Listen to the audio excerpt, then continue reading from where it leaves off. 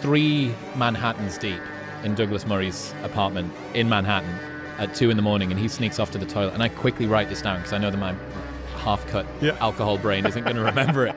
So I note it down. That was all the trigger that I needed, which is also a good argument for noting things down. And I must have reflected on that for a year.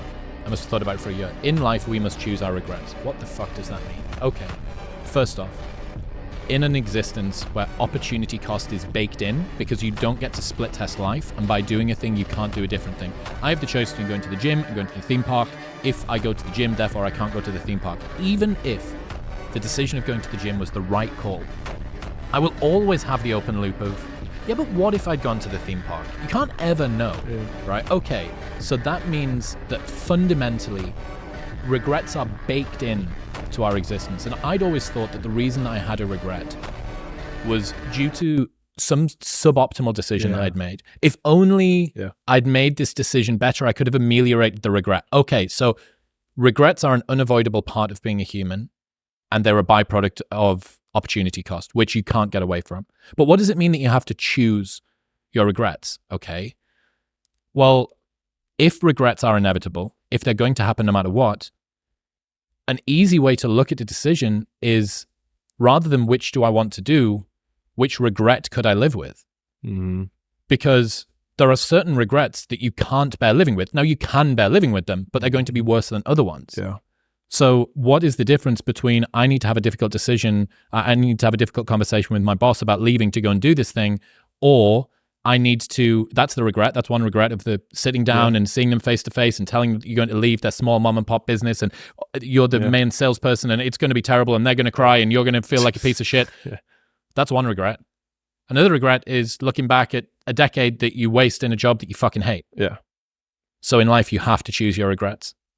I love that as a decision-making frame because it also jumpstarts our fear engine. Because rather than saying like, what do I want? It's what do I hate least? And so we get to run it. So then you get to use your run away from engine rather than your go towards to it. Yeah, the right? mouse and the cheese again. Yeah. And was it you who was telling me that? Yeah, with the cat. I mean, So I'm just going to butcher what you told me. But why don't you share how much? Yeah, this was on our last episode. So this is the sequel for the people that were listening. Jordan Peterson talks about a study where they starve a rat and they put it into a tube. They waft the smell of cheese in from the front, and there's a spring attached to the rat's tail so they can work out how hard it's pulling. How hard it's pulling is a proxy for desire, for how much it wants it. And you'd think this rat is starving. It's going to pull as hard as it can. So they waft the smell of cheese in and it runs towards it and whatever. They do another iteration of the study. This time they waft the smell of cheese in from the front and the smell of a cat in from behind. Yeah. It pulls harder. Yeah. Why?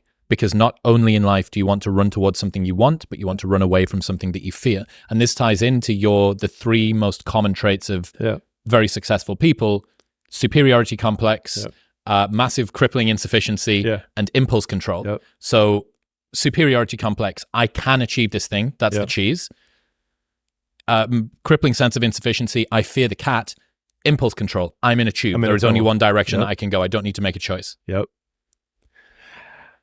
I love this a lot as a frame for decision making, because that, like, think about the decision that we were just talking about, right? So it's like I'm the sales guy and I stay, and like, if you were to frame it in upsides, it's like, upside is I keep these friends, right? But I want to leave so that I can start this business, right? Those are the upsides. But when you think about it in terms of like, I waste a decade of my life not living the life I want.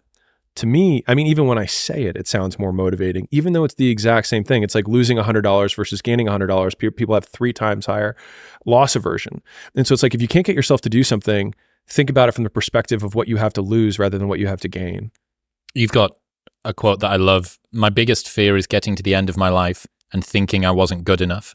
What's that mean? And I'll define good enough as I could have tried harder. Like, I want to leave everything on the field. And one of the things that has helped me a lot, I mean, in the quote that went unbelievably viral,